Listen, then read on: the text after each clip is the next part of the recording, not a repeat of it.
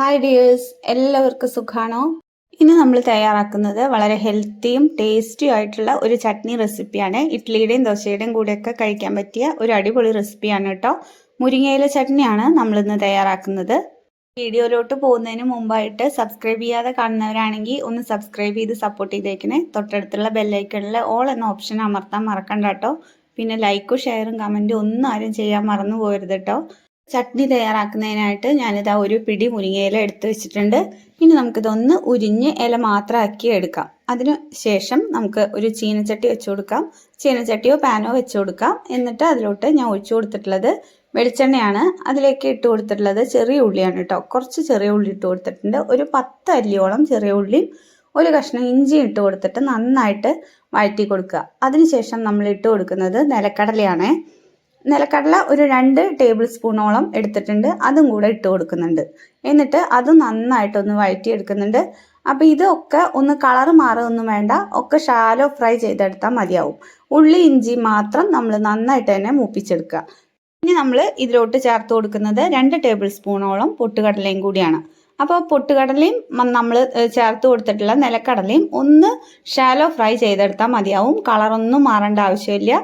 ഇനി ഞാൻ ഇതിലോട്ട് ചേർത്ത് കൊടുക്കുന്നത് എരിവിന് ആവശ്യത്തിനുള്ള കാന്താരി മുളകാണ്.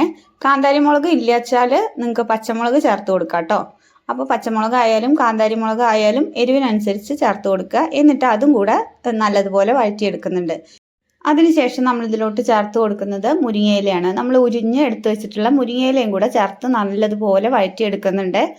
അപ്പോൾ പൊട്ടുകടലയും മറ്റേ നിലക്കടലയും അധികം മൂക്കേണ്ട ആവശ്യമില്ല. അപ്പോഴത്തേക്ക് നമുക്ക് ഇലയും പച്ചമുളകും ഒക്കെ ചേർത്ത് കൊടുക്കാം കേട്ടോ. ഇനി നമുക്ക് ഇതൊന്ന് ചൂടാറിയതിന് ശേഷം ഞാൻ ഇതൊരു മിക്സിയുടെ ജാറിലോട്ട് മാറ്റി കൊടുത്തിട്ടുണ്ട്. എന്നിട്ട് നല്ലതുപോലെ അരച്ചെടുക്കാം. നമ്മൾ ഇതിലോട്ട് ഒട്ടും തന്നെ ഉപ്പ് ചേർത്ത് കൊടുത്തിട്ടില്ല. ഈ സമയത്ത് നമുക്ക് കുറച്ച് ഉപ്പും കൂടെ ചേർത്ത് കൊടുക്കാം. ആവശ്യത്തിനുള്ള ഉപ്പും കൂടെ ചേർത്ത് കൊടുത്തതിന് ശേഷം ഞാനിത് ആവശ്യത്തിനുള്ള വെള്ളം കൂടെ ഒഴിച്ചു കൊടുത്തിട്ടുണ്ട്.